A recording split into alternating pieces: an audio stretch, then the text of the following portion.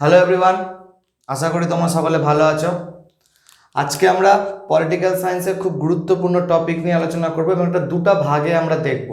ঠিক আছে, খুব গুরুত্বপূর্ণ টপিক। প্রত্যেকবার যে কোনো পরীক্ষাতে তোমরা একটা দুটো করে কোশ্চেন দেখতে পাওয়া যাবে। ঠিক আছে, সেটা হলো কি সংবিধান সংশোধন বা যেটাকে আমরা বলি কনস্টিটিউশনাল অ্যামেন্ডমেন্ট। ঠিক আছে, তোমরা খুব আস্তে আস্তে দেখবো, বিষয়টা বুঝবো।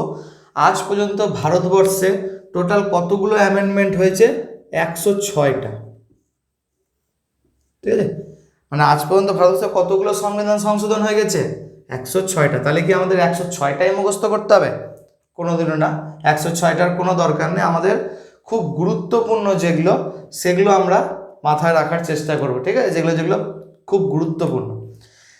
তাহলে আমরা শুরু করবো এটাকে কি করে? প্রথমে আমরা সব থেকে কারেন্ট যেগুলো হয়েছে, মানে 100 থেকে আগে 106টা দেখব। ঠিক আছে, এখানে যে 6টা যে অ্যামেন্ডমেন্টগুলো হয়েছে আমরা সেগুলো দেখব। তোমরা প্রত্যেকটাই কি করবে? নোট করে নেবে। ঠিক আছে, এখান থেকে প্রত্যেকবার কোশ্চেন আসবে। ঠিক আছে, তারপর আমরা প্রথম থেকে আবার দেখব। ঠিক আছে, দুটো পার্টে দেখব। আর আশা করব ক্লার্কশিপ পরীক্ষার আগেই আমি দুটো ভিডিও দিয়ে দেবো। আজকে একটা দিব, আর 3-4 দিন পর এর পার্ট 2 দিয়ে দেবো। ঠিক আছে, এখান থেকে কোশ্চেন বারবার আসে। ঠিক আছে, তো চলো আমরা শুরু করছি এবার প্রথমে। আচ্ছা, সবার আগে একটা কোশ্চেন জিজ্ঞেস করবে, ভারতে প্রথম সংবিধান সংশোধন কত সালে হয়েছিল? প্রথম সব থেকে কবে হয়েছিল? 1951 সালে হয়েছিল। বুঝা গেল? ভারতবর্ষে প্রথম সংবিধান সংশোধন কত সালে হয়েছিল? 1951 সালে। আর সব থেকে নবীনতম মানে 106 যেটা, ওটা কত সালে হয়?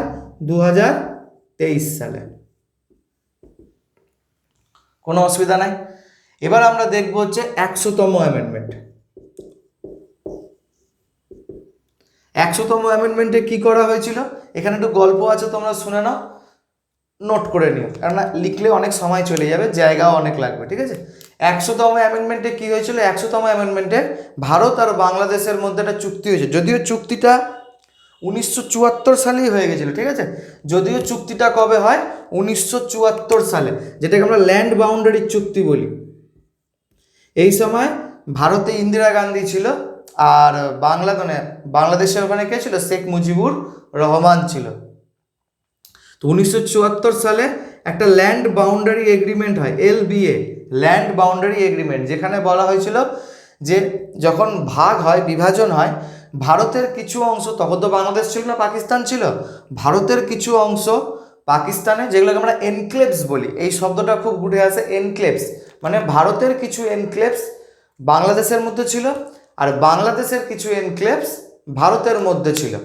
কি বললাম আমি? ভারতের কিছু এনক্লেভস বা কিছু এলাকা বাংলাদেশের মধ্যে ছিল, আর বাংলাদেশের কিছু এলাকা ভারতের মধ্যে ছিল। তো এইটাকে রূপ দেওয়া হয়েছিল কবে? এটাকে রূপ দেওয়া হয়েছিল, এটা করা হয়েছিল ল্যান্ড বাউন্ডারি এগ্রিমেন্ট, কিন্তু এটা কার্যকর হয়নি। ঠিক আছে, কিন্তু পরবর্তীতে 2015 সালে 100তম অ্যামেন্ডমেন্ট হয়। ভারতবর্ষের তৎকালীন প্রধানমন্ত্রী শ্রী নরেন্দ্র মোদী এবং বাংলাদেশের তৎকালীন প্রধানমন্ত্রী শেখ হাসিনার সাথে, এখন তো বাংলাদেশের প্রধানমন্ত্রী শেখ হাসিনা নেই, মোহাম্মদ ইউনুস রয়ে গেছে। ঠিক আছে, শেখ হাসিনার সাথে হয়েছিল, যেখানে কি বলা হয়েছিল যে ভারতের যেগুলো এলাকা বা যেগুলো এনক্লেভস, ভারতের যেগুলো এনক্লেভস বাংলাদেশে আছে সেগুলো বাংলাদেশ নিয়ে নেবে, আর বাংলাদেশের যেগুলো এনক্লেভস ভারতের কাছে আছে সেগুলো ভারত নিয়ে নেবে। তবে কি বললাম? ভারতের যেগুলো এনক্লেভস বাংলাদেশের মধ্যে আছে, মানে বাংলাদেশের এলাকাতে, ওগুলো বাংলাদেশ নিয়ে নেবে, আর বাংলাদেশের যেগুলো এনক্লেভস ভারতের মধ্যে আছে ওগুলো কে নিয়ে নেবে? ওগুলো ভারত নিয়ে নেবে। তো এরকম ভারত কটা এনক্লেভস পেয়েছিল? ভারত টোটাল 51টা বাংলাদেশের এনক্লেভস পেয়েছিল, মানে 51টা ক্ষেত্র বাংলাদেশের ভারতের মধ্যে ছিল। আর বাংলাদেশ কটা এনক্লেভস পেয়েছিল? এটা ইন্ডিয়া পেয়েছিল।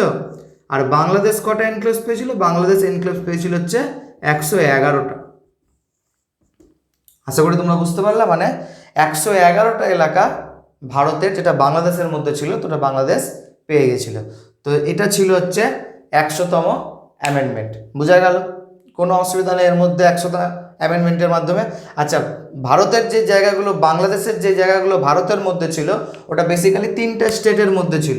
ওয়েস্ট বেঙ্গল, এটা কোশ্চেন জিজ্ঞেস করেছে, হ্যাঁ, আসাম আর মেঘালয়।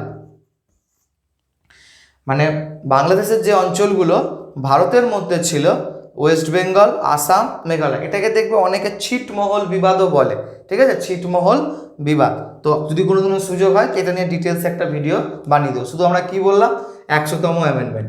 এবার আমরা দেখবো 101তম অ্যামেন্ডমেন্ট, মানে 101, যেটা জিএসটির সঙ্গে জড়িত, ঠিক আছে। 101 কি জিএসটির সাথে জড়িত। এবার আমরা দেখবো হচ্ছে 102। 102 কিছুই না, 102তে মাধ্যমে একটা আর্টিকেল যুক্ত হয় 338B, খুব ইম্পর্টেন্ট, বারবার কোশ্চেন জিজ্ঞেস করে। 102 অ্যামেন্ডমেন্টের মাধ্যমে কোন আর্টিকেল যুক্ত হয়েছে, 338B। 102 অ্যামেন্ডমেন্টে কি বলা হয়েছিল, national commission for backward classes, মানে আমরা যেটা ওবিসি বলি, আমরা যেটাকে ওবিসি বলি, ঠিক আছে। তো ন্যাশনাল কমিশন ফর ব্যাকওয়ার্ড ক্লাসেসের গঠন কোন অ্যামেন্ডমেন্টের মাধ্যমে হয়েছিল, 102তম অ্যামেন্ডমেন্টের মাধ্যমে হয়েছিল। আর ন্যাশনাল ওবিসির যে কমিশনটা আছে, national commission for backward classes, ওটা কোন আর্টিকেলে রাখা হয়েছিল, 338B-তে রাখা হয়েছিল। আশা করি তোমরা বুঝতে পারলে এটা, ঠিক আছে। তাহলে এটা আমি রাফ করে দিচ্ছি। তাহলে 100 দেখে নিলাম, 101 দেখে নিলাম, 102 দেখে নিলাম, ঠিক আছে।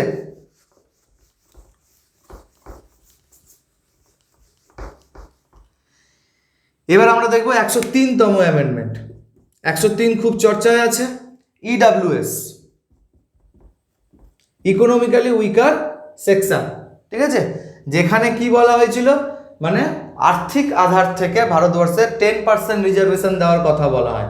মানে যারা ওবিসি, এসসি, এসটি এগুলোর মধ্যে পড়বে তাদেরকে বাদ দিয়ে, মানে ওবিসি, এসসি, এসটি এদেরকে বাদ দিয়ে যে সমস্ত ব্যক্তিরা থাকবে তাদের মধ্যে যারা আর্থিক দিক থেকে দুর্বল হবে তাদেরকে 10% রিজার্ভেশন দেওয়া হবে। কোন ইয়ের মাধ্যমে, ইডাব্লিউএস, ইকোনমিক্যালি উইকার সেকশন। এটা নিয়ে অনেক কেসও চলেছিল, তার কারণ এটা একটা কেসকে হিট করে।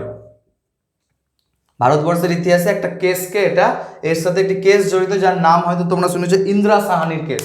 লিখছি না, তুমি বলে দিলাম, যদি কোনো দিনও কেস পড়ানোর সুযোগ হয় তো অবশ্যই আমি পড়িয়ে দেবো সমস্ত কেস।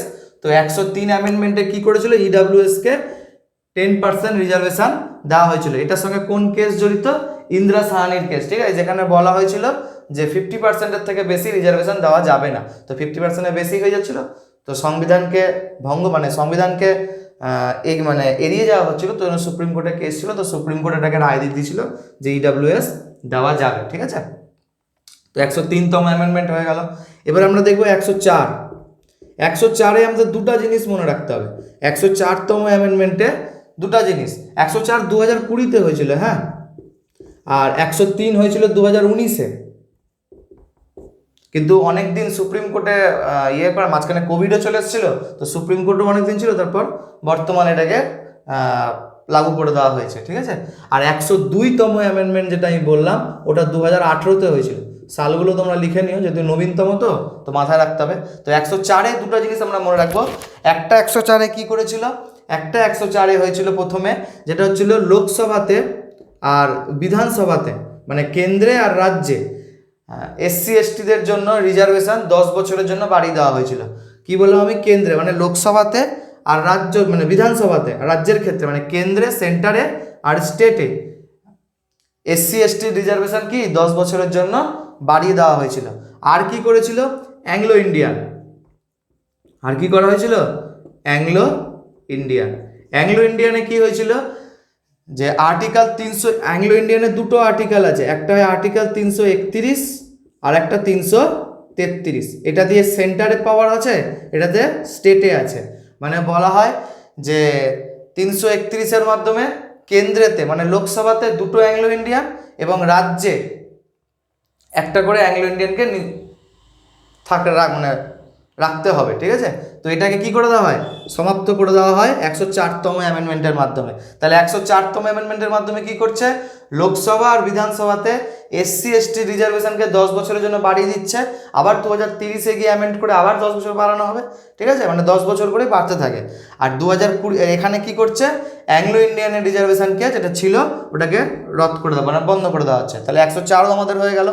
এবার আমরা দেখব হচ্ছে 105তম অ্যামেন্ডমেন্ট, এটাও খুব গুরুত্বপূর্ণ।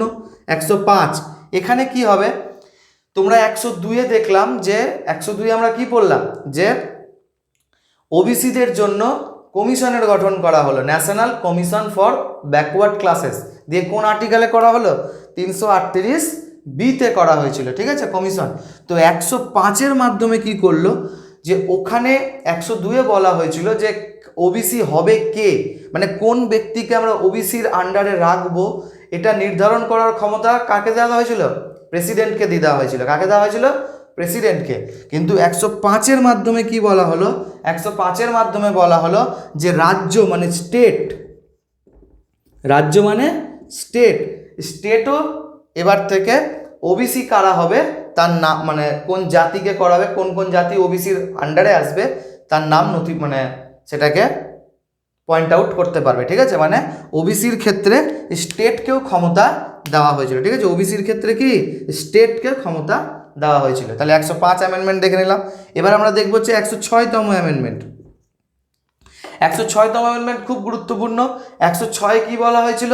106 ওম্যান রিজার্ভেশন বিল, যেটা সব থেকে নবীনতম 2023 সালে এসছে ওম্যান রিজার্ভেশন বিল। যদিও এটা এখন লাগু হবে না, তার কারণ প্রযোজ্য হবে না, তারপর নতুন করে সেন্সাস হবে, তারপর এটা প্রযোজ্য হবে, ঠিক আছে। 106 কি? ওম্যান রিজার্ভেশন বিল। এটা সম্পর্কে ডিটেলসে পড়তে গেলে ইউটিউবে আমার ভিডিও আছে, তোমরা চেক করে দেখে নিতে পারো ওম্যান রিজার্ভেশন বিলের ওপর। 106তম অ্যামেন্ডমেন্টের মাধ্যমে 2023 সালের সব থেকে নবীনতম অ্যামেন্ডমেন্ট, ঠিক আছে। তাহলে আমরা নবীনতম সব দেখে নিলাম, ঠিক আছে। এবার আমরা প্রথম থেকে কিছু গুরুত্বপূর্ণ আগে দেখবো, কারণ ভিডিও বেশি বড় যাতে না হয়ে যায়, আমার সেটা দিকেও খেয়াল রাখতে হবে।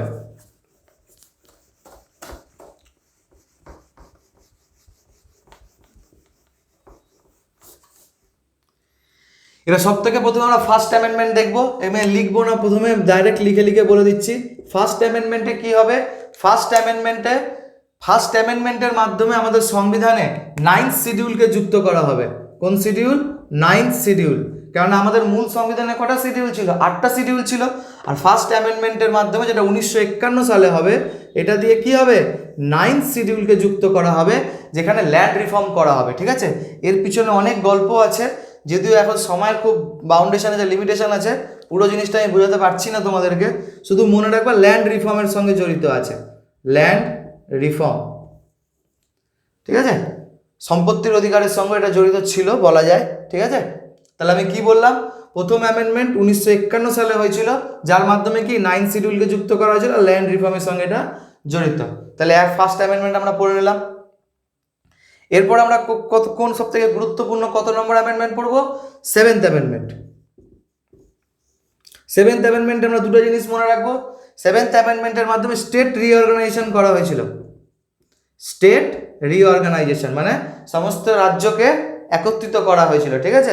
আগের অনেকগুলো ভাঙা ভাঙা অবস্থায় ছিল, সবকে এক জায়গায় করা হয়েছিল। কারণ আগে কি পার্ট 1, পার্ট 2, পার্ট 3, মানে রাজ্যকে ক বিভাগ, খ বিভাগ, গ বিভাগের সঙ্গে করা হয়েছিল। ফজল আলী আয়োগের মাধ্যমে স্টেট রিঅর্গানাইজেশন করা হবে 7th অ্যামেন্ডমেন্টের মাধ্যমে। আর 7th অ্যামেন্ডমেন্টে আরেকটা জিনিস বলা হবে যে একটা হাইকোর্টের আন্ডারে অন্যান্য রাজ্য বা কেন্দ্রশাসিত অঞ্চলও আসতে পারে, ঠিক আছে। একটা হাইকোর্টের আন্ডারে, মানে যদি আমি দেখে নিই যে আমাদের পশ্চিমবঙ্গের কলকাতা হাইকোর্টের কাছে আন্দামান নিকোবর দ্বীপপুঞ্জেরও দায়িত্ব আছে।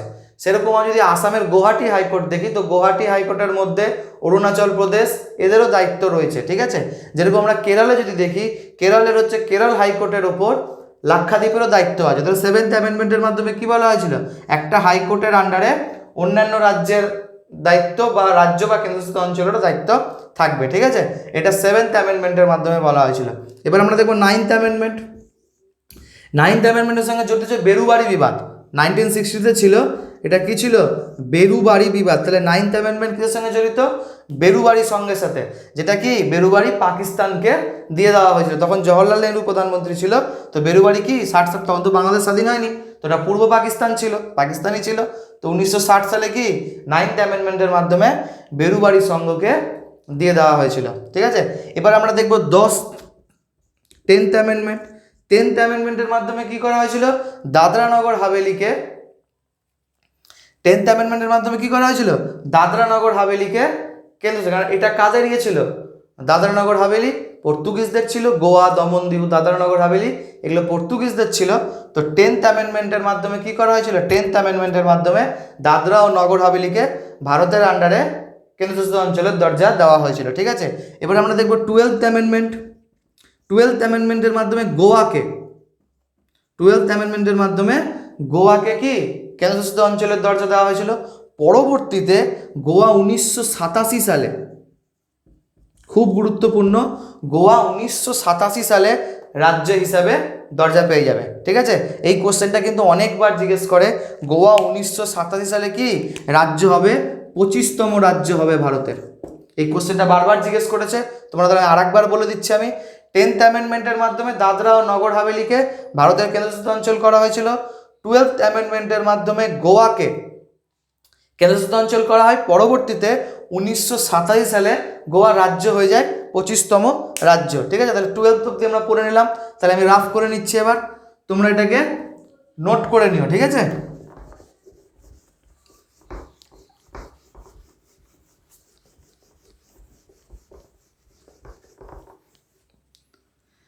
এবার আমরা 12th অব্দি হয়ে গেল। এবার আমরা দেখবো 13th অ্যামেন্ডমেন্ট। 13th অ্যামেন্ডমেন্টে কি হয়েছিল? নাগাল্যান্ড, 13th অ্যামেন্ডমেন্টের মাধ্যমে নাগাল্যান্ডকে নর্থ ইস্টে নতুন রাজ্যের জায়গা দেওয়া হয়েছিল। ঠিক আছে, 13th অ্যামেন্ডমেন্টের মাধ্যমে কি করা হয়েছিল? নর্থ ইস্টে নাগাল্যান্ডকে জায়গা দেওয়া হয়েছিল। খুব গুরুত্বপূর্ণ, আমি বারবার বলছি, এখান থেকে যেটা জিজ্ঞেস করে, নর্থ ইস্টের নাগাল্যান্ডকে কোন অ্যামেন্ডমেন্টের মাধ্যমে জায়গা দেওয়া ছিল? নাগাল্যান্ডের 13th অ্যামেন্ডমেন্টের মাধ্যমে জায়গা দেওয়া হয়েছিল। ঠিক আছে, এবার হচ্ছে আমরা দেখবো হচ্ছে 21। ঠিক আছে, আমরা 21 যখন দেখব, এর সাথে আমরা একসাথে দেখে নেব 21তম অ্যামেন্ডমেন্ট। খুব গুরুত্বপূর্ণ। 21তম অ্যামেন্ডমেন্টের মাধ্যমে আমরা জানি আমাদের ভাষা যেটা আছে, মানে 8 শিডিউলে আমাদের ভাষা কত আছে না? 8 শিডিউলে। তো মূল যখন সংবিধান হয় তখন 8 শিডিউলে কটা ভাষা ছিল? ভাষা ছিল হচ্ছে 14টা। ঠিক আছে, ভাষা কটা ছিল? 14টা। তো আমরা দেখব এখানে যে কি করে আর ভাষা আমাদের বাড়ছে। ঠিক আছে, তো প্রথমে 21th অ্যামেন্ডমেন্টের মাধ্যমে প্রথম কোন ভাষা যুক্ত করা হবে? সিন্ধি ভাষাকে। প্রথম কোন ভাষাকে যুক্ত করা হবে? সিন্ধি ভাষা। খুব গুরুত্বপূর্ণ। আমরা এইখানে 3টে অ্যামেন্ডমেন্ট দেখে নেব, 21, 71, 92। আমরা এই 3টাকে একসাথে দেখে নিলাম, 21, 71, 92। 8 শিডিউলে আমাদের ভাষার কথা বলা আছে। মূল সংবিধানে কটা ভাষা ছিল? 14টা। ঠিক আছে, তারপর 21তম অ্যামেন্ডমেন্টের মাধ্যমে কোন ভাষাকে যুক্ত করলো? সিন্ধি ভাষাকে। তাহলে কটা হয়ে গেল? 15টা। 71তম অ্যামেন্ডমেন্টের মাধ্যমে যুক্ত করা হয় নেপালিকে, মণিপুরীকে আর কোঙ্কানিকে। নেপালিকে, মণিপুরীকে আর কি কোঙ্কানিকে দিয়ে কটা হয়ে গেল? তাহলে 71তম অ্যামেন্ডমেন্টের মাধ্যমে নেপালি, মণিপুরি, কোঙ্কানি। ঠিক আছে, তাহলে 15, আর এদিকে 3 কত হয়ে গেল? 18 হয়ে গেল। ঠিক আছে, আবার 92তম অ্যামেন্ডমেন্টের মাধ্যমে কি করা হবে? 92তম অ্যামেন্ডমেন্টের মাধ্যমে बोड़ो, डोगरी, मैथिली और सान्थाली। बोड़ो, डोगरी, मैथिली और सान्थाली এই চারটাকে যুক্ত। তাহলে টোটাল কটা হয়ে গেল? এখানে ছিল 14টা, একটা হলো 15টা, তিনটাতে হলো 18টা, আর এখন এখানে 4টা। টোটাল ভাষা এখন কটা আমাদের? 22টা। 8 শিডিউলে কটা ভাষা আছে? 22টা। মূল সংবিধানে কটা ছিল? 14টা। 21তম অ্যামেন্ডমেন্টের মাধ্যমে সিন্ধি, 71তম অ্যামেন্ডমেন্টের মাধ্যমে নেপালি, মণিপুরি, কোঙ্কানি, 92তম অ্যামেন্ডমেন্টের মাধ্যমে बोड़ो, डोगरी, मैथिली আর সান্থালি। ঠিক আছে, তাহলে এত দূর আমাদের হয়ে গেল। 22টা ভাষা দেখে নিলাম। তাহলে আমরা ওটা রাফ করে দিচ্ছি, তোমরা নোট করে নিও ওটাকে।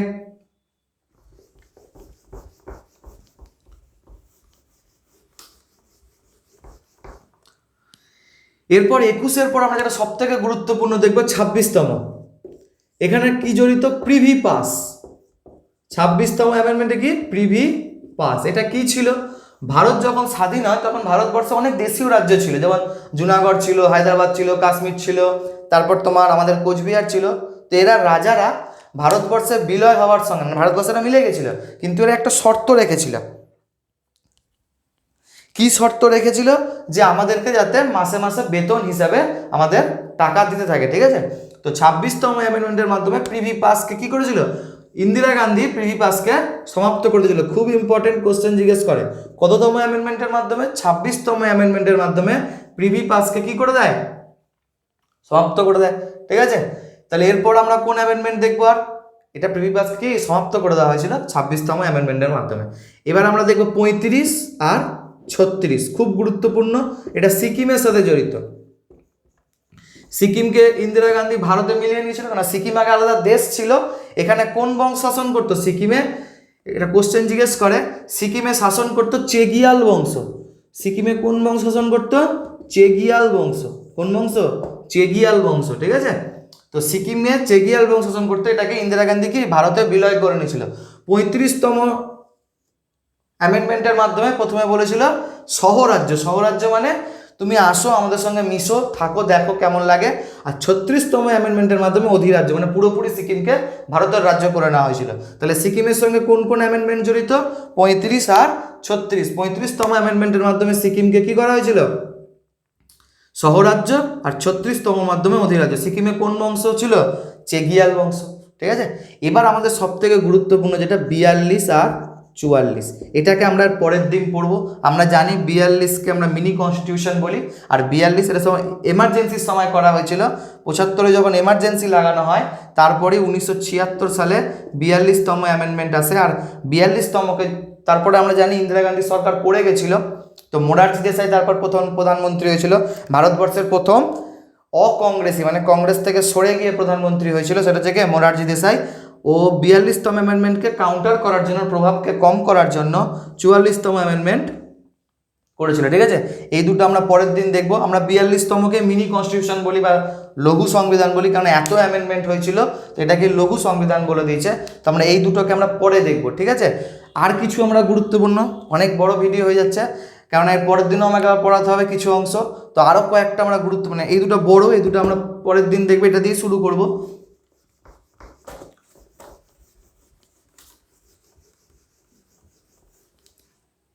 এবার আমরা বলবো হচ্ছে 52তম সংবিধান সংশোধন। এটাতে কি করা হয়েছিল? দলবদল অধিনিয়ম। দলবদল মানে যে পার্টিতে আছে ওই পার্টি থেকে যদি অন্য পার্টিতে চলে যায়, দলবদল অধিনিয়ম মানে দলবদলকে আটকানোর জন্য একটা অধিনিয়ম এসেছিল 52তম অ্যামেন্ডমেন্টের মাধ্যমে। আর কোন শিডিউলকে, যেরকম আমি বললাম যে ফার্স্ট অ্যামেন্ডমেন্টের মাধ্যমে 9th শিডিউল যুক্ত হয়েছিল, সেরকম 52তম অ্যামেন্ডমেন্টের মাধ্যমে 10th শিডিউল যুক্ত হবে। 52তম অ্যামেন্ডমেন্টের মাধ্যমে কোন শিডিউল যুক্ত হবে? 10th শিডিউল যুক্ত হবে, ঠিক আছে। তো 52তম অ্যামেন্ডমেন্ট আমাদের হয়ে গেল। এরপর আমরা দেখবো হচ্ছে 61 অ্যামেন্ডমেন্ট, খুব গুরুত্বপূর্ণ। ভোট দেওয়ার বয়স, এটা 1989-এ হবে। হ্যাঁ, ভোট দেওয়ার বয়স, আগে ভোট দেওয়ার জন্য বয়স কত ছিল? 21 বছর। এটা রাজীব গান্ধী করেছিল। এটা কে করেছিল? রাজীব গান্ধী, ঠিক আছে। 21 বছর বয়স ছিল, এটা থেকে কমিয়ে 18 বছর করা। যেমন আমাদের এখন বয়স ভোট দেওয়ার বা ভোটার কার্ড কখন হয়? 18-তে। আগে এটা ছিল 21 বছর অবধি, তো এটাকে কমিয়ে কি 18-তে করা হয়েছিল। এটা হচ্ছে 61 অ্যামেন্ডমেন্ট। এরপর আমরা পড়বো হচ্ছে 69th অ্যামেন্ডমেন্ট, সব থেকে গুরুত্বপূর্ণ। এটাকে দিল্লিকে ন্যাশনাল ক্যাপিটাল রিজিয়নের জায়গা মানে রাষ্ট্রীয় রাজধানী ক্ষেত্র বলা হয়েছিল দিল্লিকে। এটাতে আমরা বলি না দিল্লি এনসিআর, তো এনসিআর এর ফুল ফর্ম কি? National capital region. National capital region. তো 69th অ্যামেন্ডমেন্টের মাধ্যমে ন্যাশনাল ক্যাপিটাল রিজিয়নের জায়গা দেওয়া হয়েছিল। তাহলে এখানে কি দেখলাম? 52তম দিয়ে 10th শিডিউল দলবদল অধিনিয়ম, 61 দিয়ে অ্যামেন্ডমেন্ট দিয়ে ভোটের বয়সকে কমিয়ে দেওয়া হয়েছিল। আর 69th অ্যামেন্ডমেন্টের মাধ্যমে দিল্লিকে এনসিআর এর জায়গা দেওয়া হয়েছিল, রাষ্ট্রীয় রাজধানী ক্ষেত্র। এরপর আমরা দুটা গুরুত্বপূর্ণ দেখব, 73তম অ্যামেন্ডমেন্ট আর 74তম অ্যামেন্ডমেন্ট। 73তম অ্যামেন্ডমেন্ট কিছুই না, 73তম অ্যামেন্ডমেন্টে পঞ্চায়েত ব্যবস্থা জড়িত। আর এটা দিয়ে কোন শিডিউল যুক্ত হয়? 10th শিডিউল অবধি হয়ে গেছে। 52তম অ্যামেন্ডমেন্ট দিয়ে কি 10th শিডিউল, আর 73তম অ্যামেন্ডমেন্ট দিয়ে 11th শিডিউলকে যুক্ত করা হয়েছিল। 11th শিডিউল মানে পঞ্চায়েত ব্যবস্থা। 73তম অ্যামেন্ডমেন্ট দিয়ে কি 11th শিডিউল পঞ্চায়েত ব্যবস্থাকে যুক্ত করা হয়। আর 74তম অ্যামেন্ডমেন্ট দিয়ে 12th শিডিউল যুক্ত করা মানে মিউনিসিপ্যালিটি, ঠিক আছে, বা কর্পোরেশন। তাহলে 73তম অ্যামেন্ডমেন্ট কি পঞ্চায়েত ব্যবস্থার সঙ্গে জড়িত, আর 74তম অ্যামেন্ডমেন্ট হচ্ছে মিউনিসিপ্যালিটির সঙ্গে জড়িত। তাহলে আজকের জন্য অ্যামেন্ডমেন্ট এতটুকুটাই। নেক্সট ভিডিওতে আমরা 42 আর 44 দিয়ে শুরু করব, আর আরও যেগুলো গুরুত্বপূর্ণ অ্যামেন্ডমেন্ট আছে সেগুলো আমরা সম্পূর্ণ বলে দেবো। তাহলে আজকের জন্য এইটুকুটাই। তোমরা ভালো করে নোট করে নাও, পরীক্ষার প্রিপারেশন ভালো করে নাও। Thank you.